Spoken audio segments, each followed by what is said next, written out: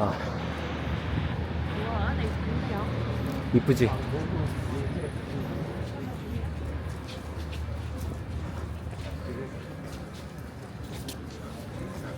와, 길다.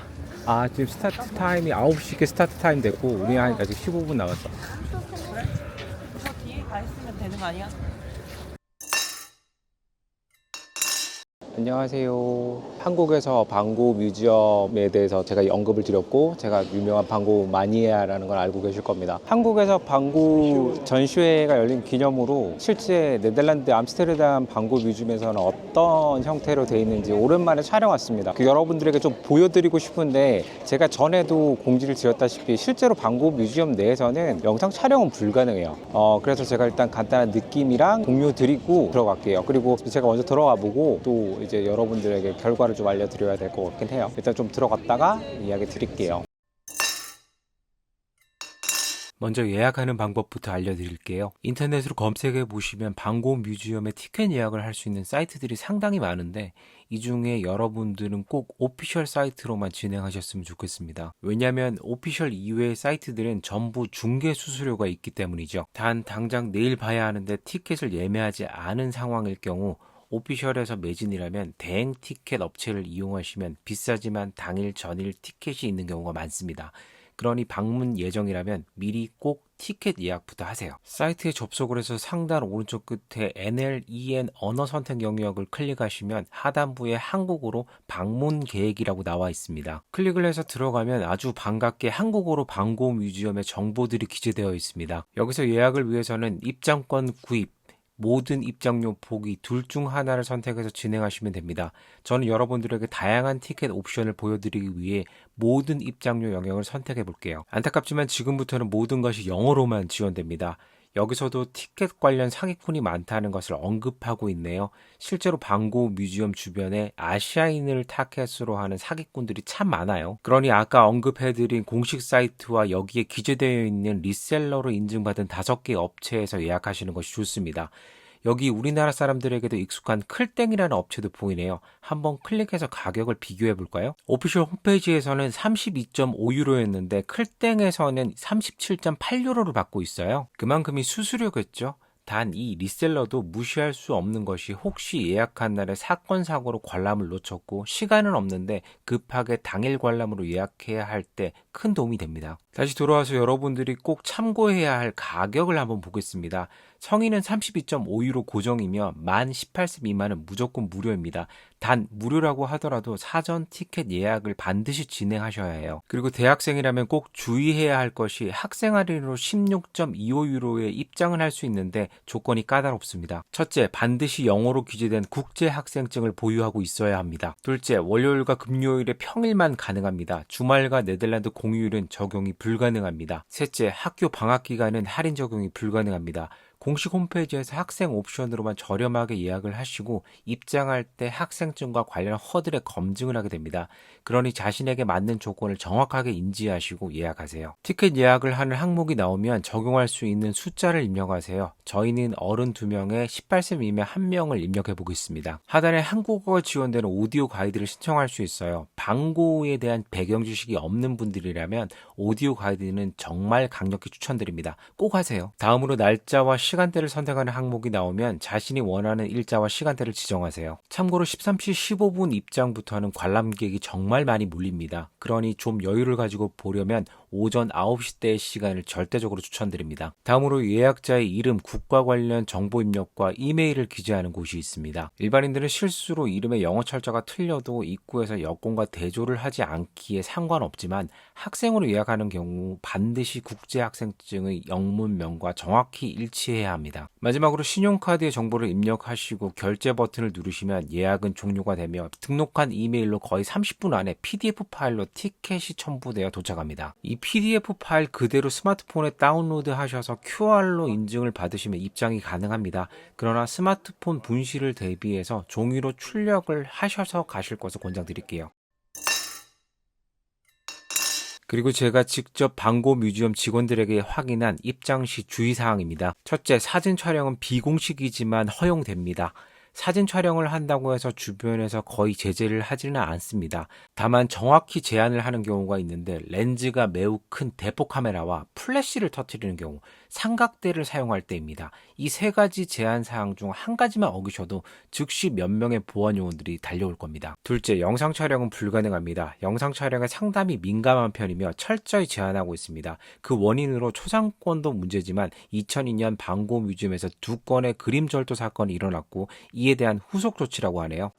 셋째, 비교적 크기가 큰 백팩과 가방들은 반드시 물품 보관함에 보관 후 관람이 가능합니다. 최근 기후환경 단체들의 그림에 대한 테러로 이런 부분이 더 강화되었습니다. 지금까지는 티켓 예약하는 방법과 입장 시 주의사항에 대해서 알아봤고요. 다음은 주요 작품 소개를 진행해 보겠습니다. 너무 많은 진귀한 방고 작품들이 이곳에 있기에 하나하나 다 소개를 드리긴 어렵고요. 또한 누구나 인터넷에서 검색해서 나오는 감자 먹는 사람들이나 침실 같은 유명 작품보다 좀 특이한 작품 위주로 소개를 해드리도록 하겠습니다. 먼저 소개해드릴 것은 스웨베닝언 해변과 누에넌 교회입니다. 이 두 작품들은 방고 뮤지엄 내에서 그렇게 주목받던 작품은 아니었지만 위에서 언급드린 007 첩보 영화를 떠올리게 하는 2002년도 절도 사건으로 도난되어 무려 14년 만에 이탈리아 나폴리의 마피아 창고에서 발견되어 극적으로 회수된 작품입니다. 이 작품들은 모두 빈센트 반 고흐가 헤이그 지방에서 지낼 당시에 그렸던 것이며 그가 혼자서 마음을 달랬던 곳이었던 스웨베닝언 해변과 목사였던 아버지의 교회를 배경으로 한 누에넌 교회입니다. 이런 히스토리가 있어 지금은 어떤 작품보다 주목을 받고 있는 작품이니 방문하시면 꼭 주의 깊게 봐주세요. 참고로 기념품 숍에 가시면 이 작품들의 아이템들도 꽤 있습니다. 그래서 저도 스웨베닝언 해변 기념품을 샀습니다. 하하. 다음은 밀짚모자 자화상입니다. 이 작품은 2008년 서울 시립미술관에서 불멸의 방고전이 열렸을 때 한국에서 볼 수 있었던 작품입니다. 그 당시 이 그림을 메인 포스터로 사용했었죠. 저는 이 작품만 4번째로 보게 되어 살짝 반가운 마음이 들었습니다. 영층 전시관은 많은 방고 자화상 작품들이 나열되어 있어 한눈에 관람할 수 있는데요. 보통 화가들은 자신의 자화상을 그렇게 많이 그리지 않는 편인데 반 고흐는 평생 무려 37점의 자화상을 남겼습니다. 다수의 자화상이 탄생한 이유는 워낙 가난했기 때문에 인물화를 그리기 위해 돈을 주고 모델을 쓸 수 없었고 사람을 그리고자 하는 열정은 지울 수 없었기에 스스로의 모습을 그릴 수밖에 없었던 상황이었습니다. 이 작품은 1887년 파리 시절 캔버스가 아닌 저렴한 판지에 그려져 세월이 지나면서 원래 보라색 바탕의 색이 거의 사라지고 노란색이 더 강조된 것처럼 변색된 작품입니다. 이 당시 고흐는 가난했지만 파리에 와서 예술가로서 스스로에게 자존감이 올라와 있던 상태였습니다. 이 그림에서 과거의 자신과 달라지고 있다는 것을 나타내기 위해 눈의 색을 파란색과 녹색으로 다르게 오드아이로 그려 넣어서 자신의 감정을 표출하였습니다. 이런 흐름으로 인해 이 작품은 고흐 자화상 중 가장 정서적으로 안정된 모습을 보여준 마지막 작품입니다.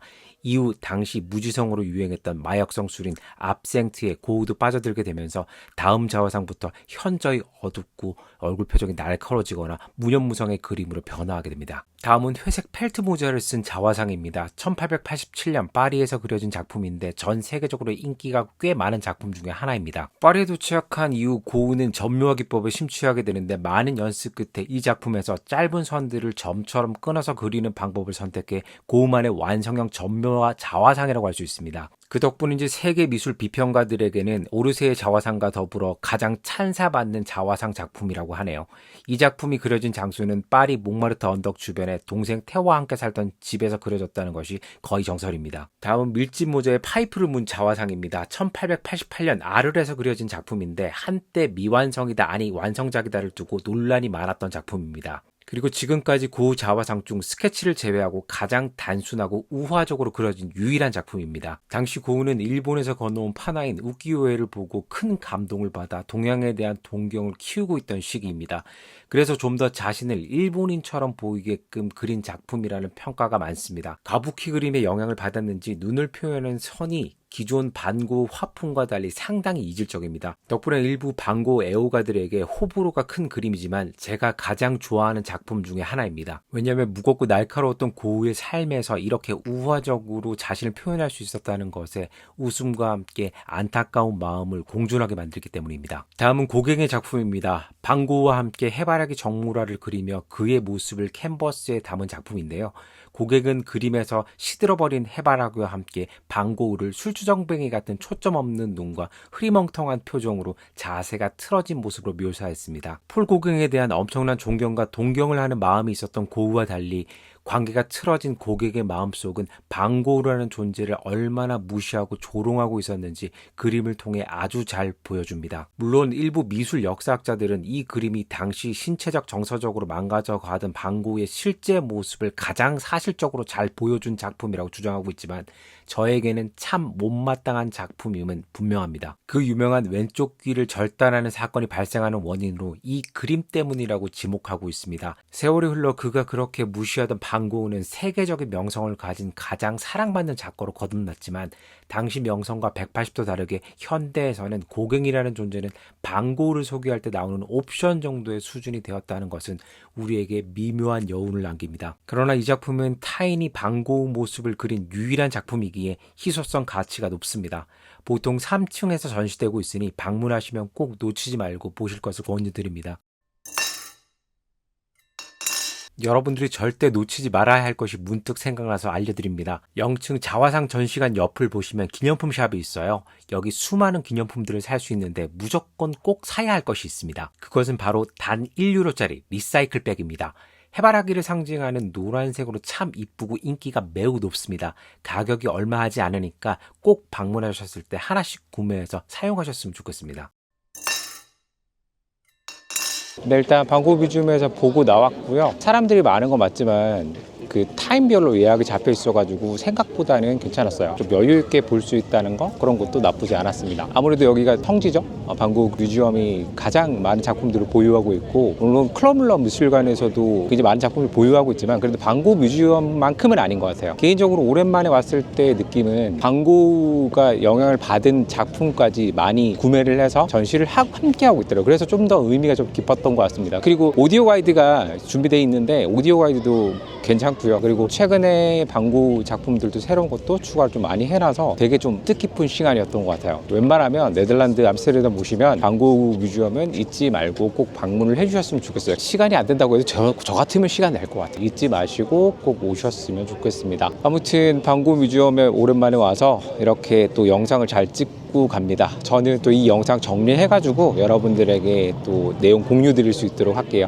저는 또 다음 방고우 작품을 위해서 달려가 보도록 하겠습니다. 감사합니다.